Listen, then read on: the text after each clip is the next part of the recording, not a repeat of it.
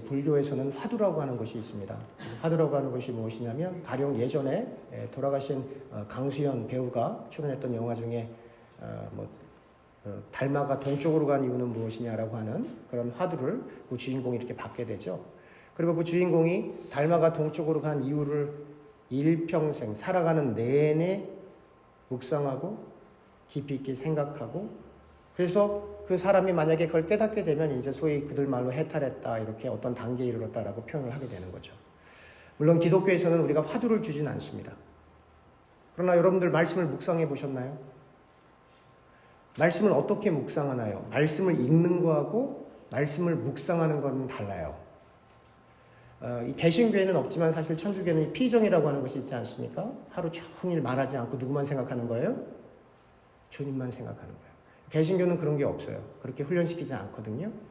그러나 우리는 이 말씀을 묵상한다라고 하는 건 뭐예요? 그냥 내가 달달달 외운다? 제가 그랬죠. 절대로 외우지 마시라고. 그죠? 많이 읽는다? 중요하죠. 그러나 묵상이라고 하는 건, 만약에 오늘 우리가 본문 에베소서 1장 15절부터 23절을 읽었다고 한다면 여러분들 가운데 그 내용 중에 몇 가지가 머릿속에 떠오르는 것이 있을 거예요. 예를 들면 지혜와 계시의 영이라든지 교회는 그의 몸이라든지 하는 그러한 내용들이 있을 거예요. 그럼 그러한 내용들을 가지고 하루 종일 생각하는 거예요. 마켓을 가도 말씀 생각하고, 누구를 만나도 말씀 생각하고, 밥을 먹어도 말씀 생각하고, 한번 그렇게 해보세요. 그렇게 말씀을 한번 사모해 보세요. 이게 뭘 얘기하는 건가? 그럼 꿈속에도 뭐가 나타납니다. 정말로. 꿈이라고 하는 건 두 종류가 있는데, 내가 무엇을 근심하거나 생각하거나 계속 집착해서 그게 현실과 연관돼서 꿈으로 나타나는 꿈도 있고, 또 반대로 우리의 의지와 상관없이 무의식에서 올라오는 꿈도 있거든요, 사실은.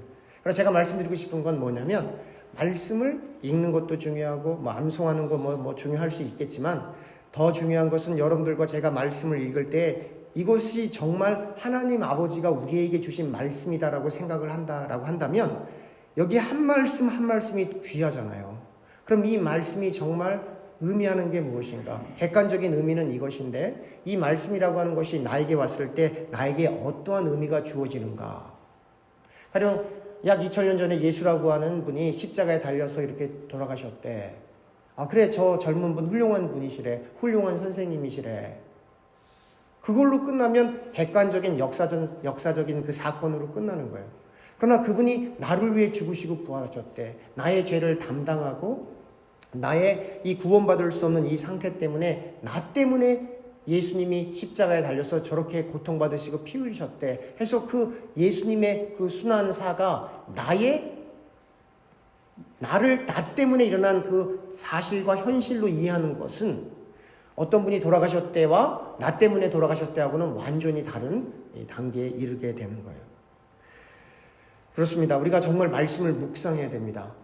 말씀을 묵상하다 보면, 말씀을 가까이 하다 보면 여러분들과 제가 대하는 이 말씀이 일용할 양식임을 깨닫게 되죠. 그래서 주기도문에 나온 것처럼 일용할 양식을 주옵시고 라고 하는 것이 실제로 일용할 양식이 될 수도 있지만, 또 다른 한편으로는 하나님이 우리에게 주시는 말씀이다.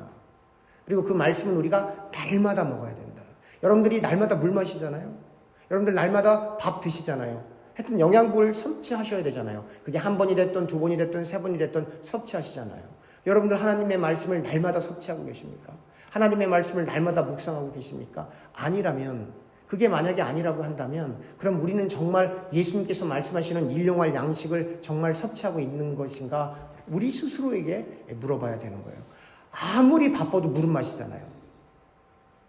아무리 급한 일이 있어도 물은 마시잖아요. 밥은 안 먹을 수 있어요, 급한 일이 있으면. 그러나 하루에 한 번 물은 마시잖아요. 그 심정으로 여러분 말씀을 읽고 묵상하고 기도하는 그 자리에 반드시 머물러야만 하는 겁니다. 오늘 15절에 이런 표현이 나옵니다. 이로 말미암아 주 예수 안에서 너희 믿음과 모든 성도를 향한 사랑을 나도 듣고, 내가 기도할 때 기억하여 너희로 말미암아 감사하기를 그치지 아니하고. 이 감사는 성도들 간에 일어나는 사랑으로 인해서 감사한 거예요.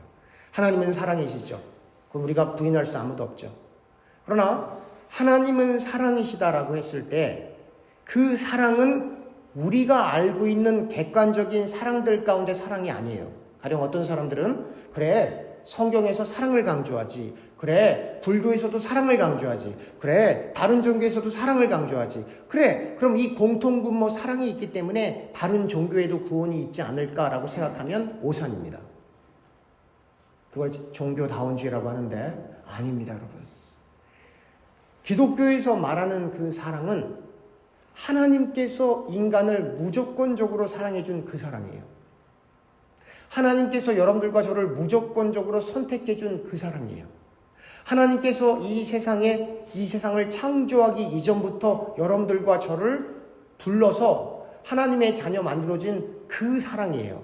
그 사랑은 하나님만 우리에게 베풀어 줄 수 있고, 우리는 그 사랑을 통해, 그 사랑이 우리를 통해 리플렉트돼서, 반영돼서 그분의 사랑이 부족하지만 우리에게, 다른 사람들에게 전달되는 거예요. 성경에 이런 표현이 있죠. 원수를 사랑하라. 제가 한번 물어볼까요? 기독교인들 중에 원수를 진심으로 사랑할 수 있는 사람 한 명이라도 있을까요? 단 한 명이라도. 만약에 사람들 중에 원수를 정말로 사랑할 수 있는 사람이 단 한 명만이라도 있었으면 예수님 십자가 안 지십니다. 근데 그게 불가능하기 때문에 예수님께서 십자가를 지신 거예요.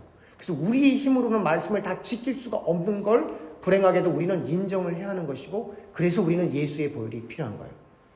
여기서 원수라고 하는 건 두 가지로 해석할 수가 있어요. 사실 몇 가지 더 있지만 크게 두 가지로 해석할 수 있어요. 정말 나와 연관된 원수. 그러나 또 다른 측면에서는 하나님과 원수된 사람은 나와 다 원수예요. 하나님과 원수된 사람. 그런데 또 우리가 여기를 또 한 번 곱씹어야 돼요. 그래서 묵상이 이렇게 중요한 거예요. 그럼 하나님과 원수된 사람은 나와 다 원수. 왜냐하면 우리 아버지가 하나님이니까. 그러니까 하나님과 원수된 사람은 다 원수예요. 그런데 가만히 살펴보니까 내가 원수였던 거예요. 누구의? 하나님의 원수였잖아요. 우리가 예수 믿기 전에.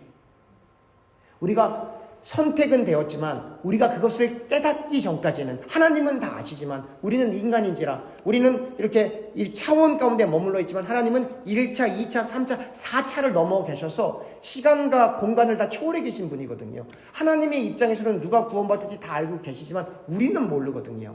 하나님은 우리가 선택됐는지 안 선택됐는지 다 알고 있지만 우리는 모르거든요. 그러나 우리가 선택됐다라고 하는 걸 우리가 언제 자각하고 인식할 수 있냐면, 우리가 진실로 예수님을 믿기 시작했을 때. 다시 말하면 우리가 진실로 예수님을 믿기 시작하기 이전에는 우리도 하나님과 원수 상태에 있었던 거거든요.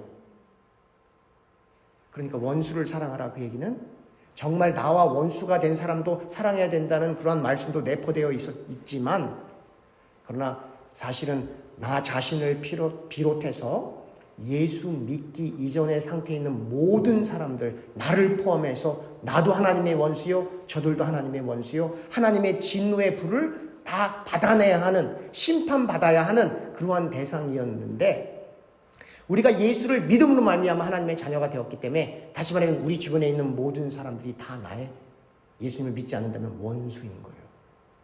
그래서 원수를 사랑하라 라고 하는 다른 말이 이웃을 사랑하라 라고 하는 유의어가 되는 거예요. 또 성경에 이런 표현이 나오죠. 내 이웃을 내 몸과 같이 사랑하라.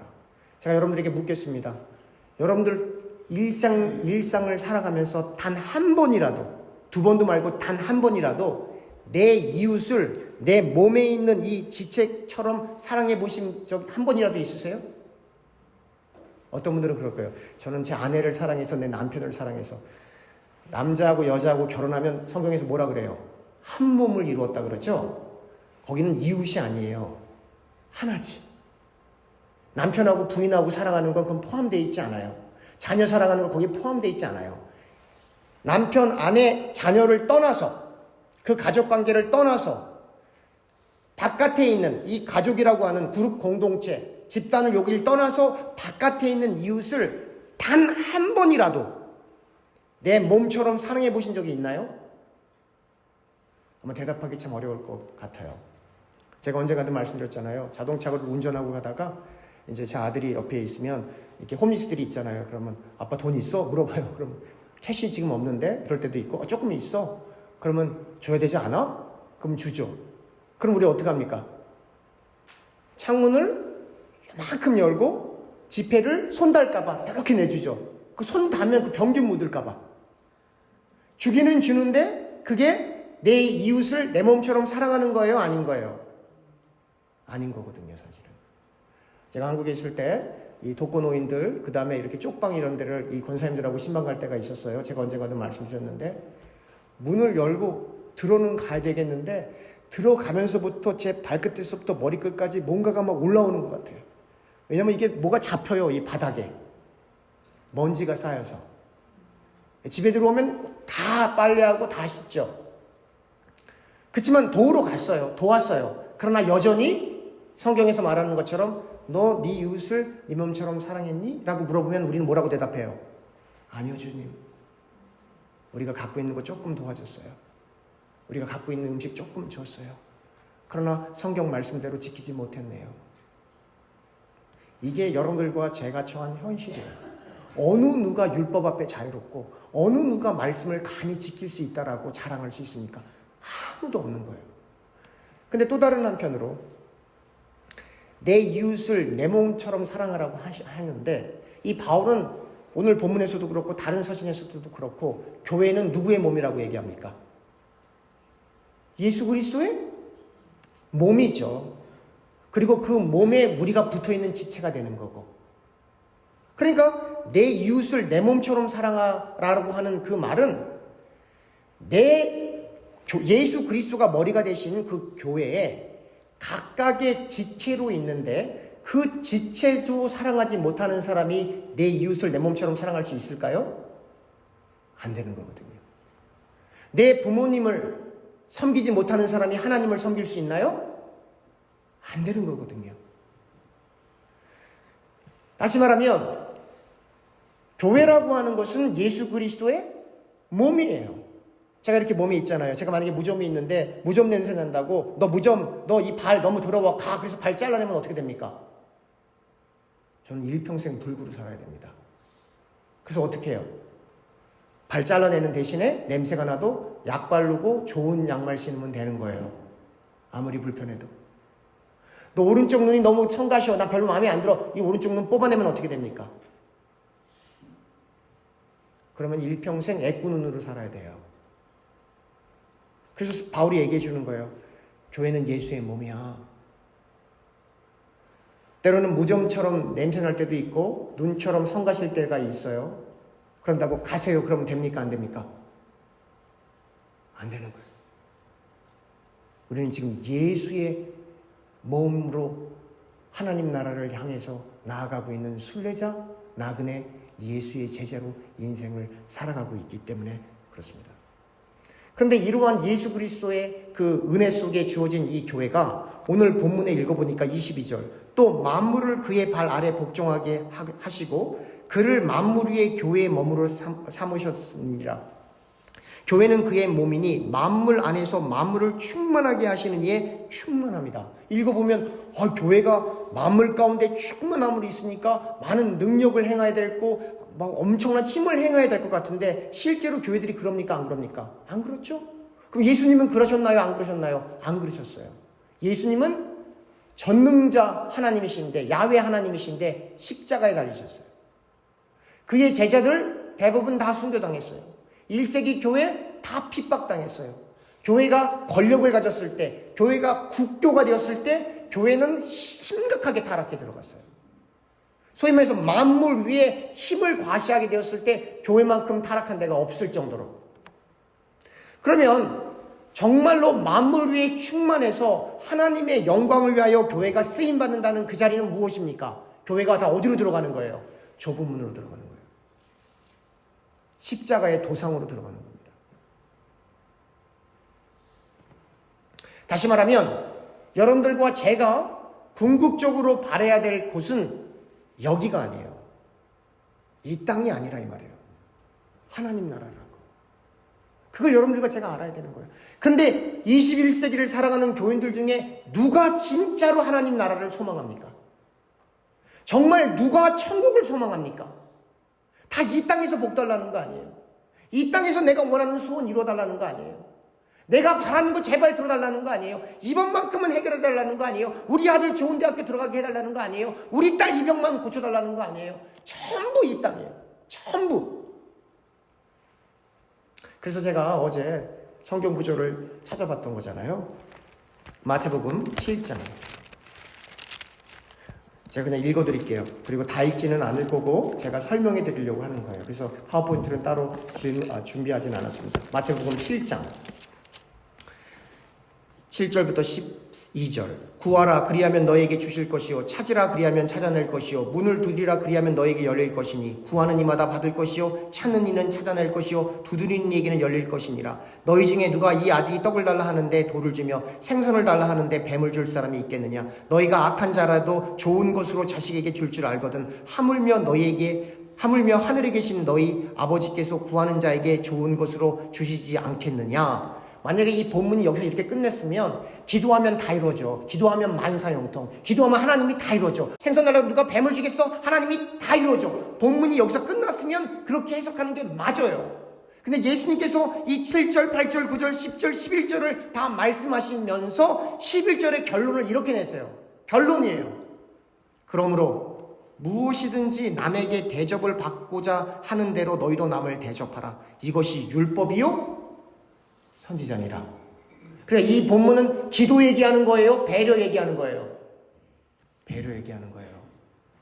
무엇이든지 구하면 다 이루어진다. 기도의 응답의 약속이 아니라 하나님께서 너희가 기도할 때 들어주는 것처럼, 하나님이 너희의 기도를 들어주는 것처럼 너희도 다른 사람을 배려하고 도와주고 사랑하고 용서하고 함께하라라고 하는 배려 차원에 주시는 하나님의 영광의 말씀인 거예요. 예수님께서는 이렇게 한 번만 말씀하지 않습니다. 왜냐하면 예수님께서 우리가 이 논리적으로 그리고 하나님의 말씀을 깨닫는데 많은 부족한 부분이 있다라고 하는 걸 아시기 때문에 예수님께서는 그 내용을 이 기도에만 얘기해 주시는 것이 아니라 주기도문에도 이렇게 써 있습니다. 주기도문 중반, 우리가 우리에게 죄 지은 자를 사하여 준 것 같이 우리 죄를 사하여 주옵시고. 우리에게 죄 지은 사람을 우리가 용서해 주는 것처럼 주님께서 우리를 용서해 주신다라고 하는 거예요.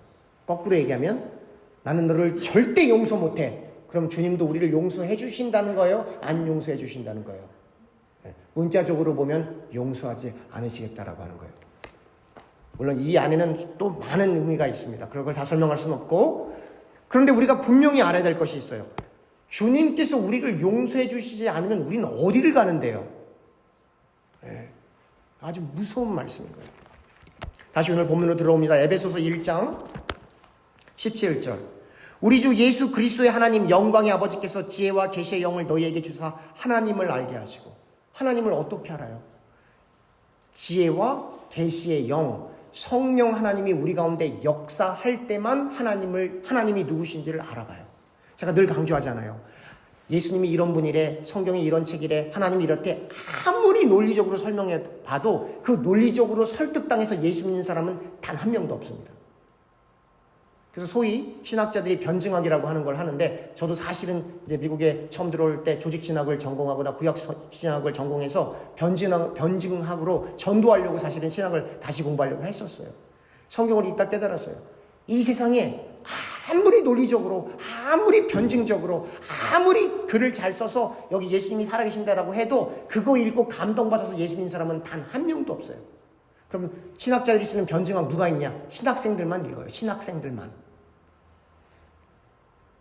그런데 오늘 본문에 보니까 지혜와 계시의 영을 너희에게 주사 하나님을 알게 하시고 18절 너희 마음의 눈을 밝히사.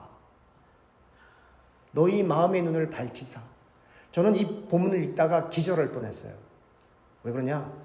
이 본문을 딱 읽는데 창세기가 그냥 매칭이 돼버리는 거예요. 아담과 하와가 하나님께서 먹지 말라고 하는 선과 악을 알게 하는 나무의 열매를 먹죠. 성경을 자세히 읽어보면 그들의 눈이 어떻게 됐다고요? 밝아졌어요.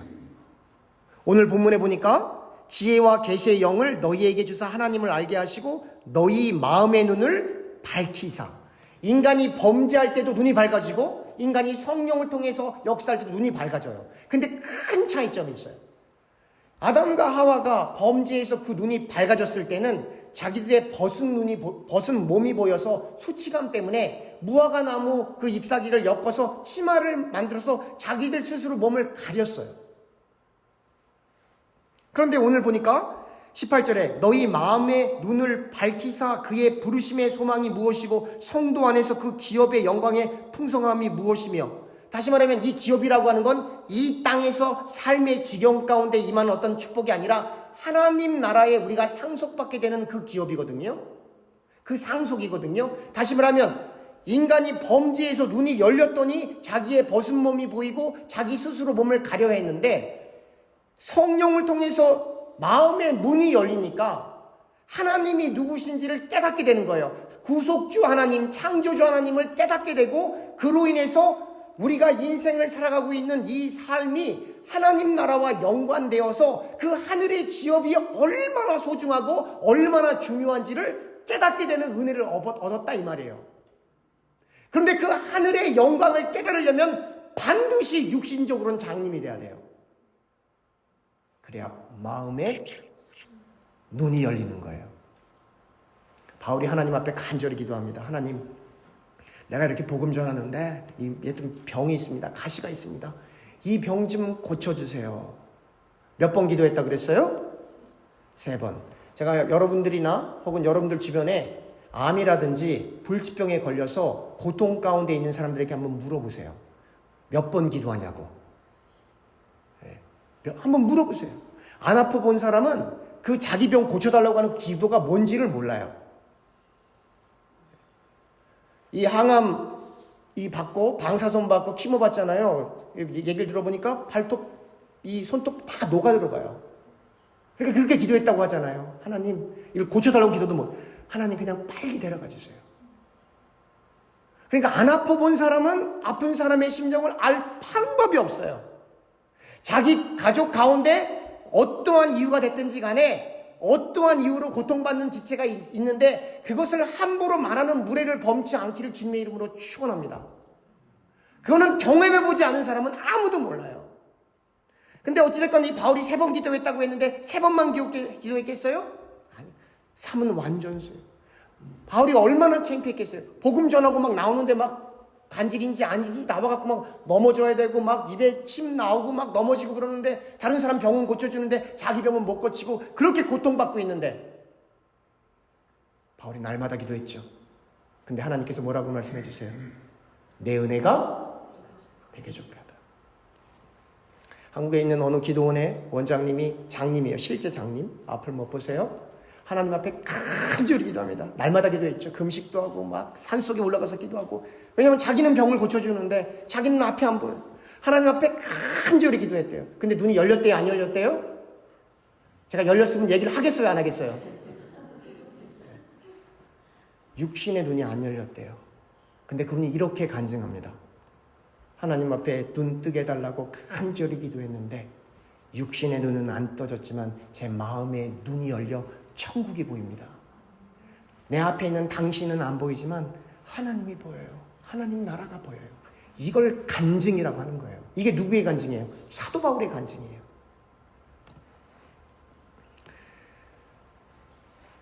범죄에서 눈이 밝아지면 자기의 치부가 드러납니다.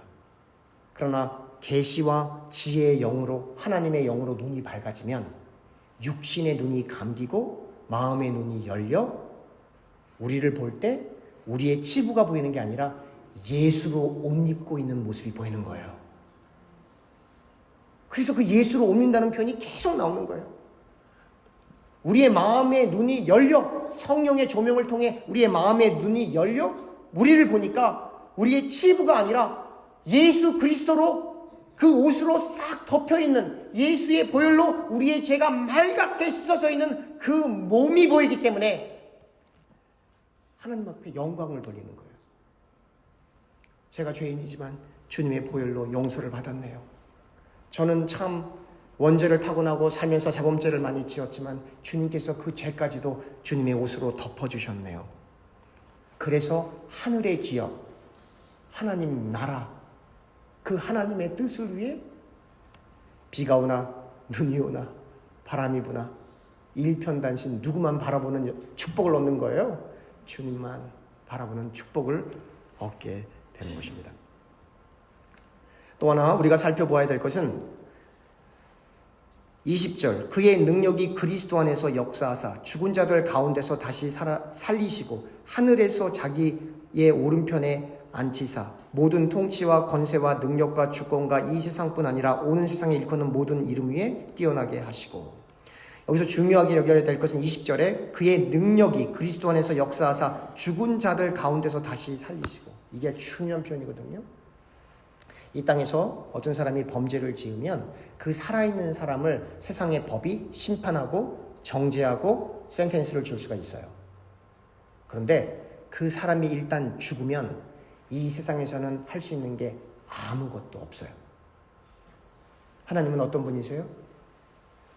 죽은 사람도 심판하시는 분이에요. 우리가 하나님을 띄엄띄엄 보면 절대로 안 돼요. 하나님은 살아있는 사람도 심판하시지만 이미 죽은 사람도 심판하세요. 그게 정말 무서운 말이에요, 사실은. 죽은 사람도. 그래서 여러분 성경을 정확하게 보셔야 됩니다. 부활은 예수 믿는 사람만 부활하는 것이 아니라 죄인들도 다 부활합니다. 죄인들도 다 부활해요. 그래서 백보자 앞으로 다 가요. 그래서 심판이라고 하는 말은 아직 그러니까 유죄인지 무죄인지 아직 결정되지 않은 상태예요. 하나님께서 트라이를 하세요. 심판하세요. 그리고 그 몸이 예수로 옷 입혀지지 않으면 다 길티예요. 어떤 분들이 그래요. 왜 예수만 믿어야 천국 가? 뭐라고 답변하시겠습니까? 이렇게 답변하세요. 나도 몰라. 그 정답이에요. 근데 하나님이 그렇게 정하셨어. 하나님이 그렇게 정하셨어. 근데 우리가 또 한 번 생각해 보면 예수만 믿으면 천국 가는데 왜 그게 안 믿어지니? 그리고 왜 나는 믿어질까? 하나님이 선택한 사람만 예수 믿게 돼 있어요. 하나님이 선택한 사람만 말씀을 묵상하고 싶어요. 하나님이 선택한 사람만 기도하고 싶어요. 하나님이 선택한 사람만 교회가 그냥 사람들이 모여있는 집단이 아니라 예수 그리스도가 머리가 되신 예수 그리스도의 몸임을 믿어지게 되어 있어요. 그래서 전 농담이 아니에요. 저는 우리가 미국에 살잖아요. 그러나 제가 이 미국이라고 하는 정부에 뭐 하는 게 뭐 별거 없잖아요. 그러나 교회가 제게는 정부보다 더 중요해요.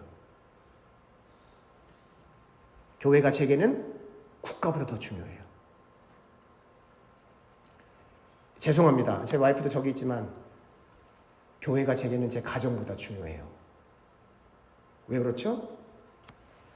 교회는 예수의 몸이기 때문에 여러분들과 저는 그분의 지체가 됩니다. 말씀을 맺겠습니다. 때로 사람이 살다 보니까 좀 갈등도 있고 조금 섭섭할 때도 있고 오해도 있을 수 있고 또 뭐 같이 사는 짝꿍도 뭐 처음에 결혼할 때는 너 없이는 못 살아 그러지만 뭐 한 30년이 뭐야 20년 살아보세요. 그 마음 여전히 드시는 분 혹시 계세요? 있을 수도 있죠. 그렇지만 대부분 살아가야 되니까 살아가야 되는 거 맞잖아요.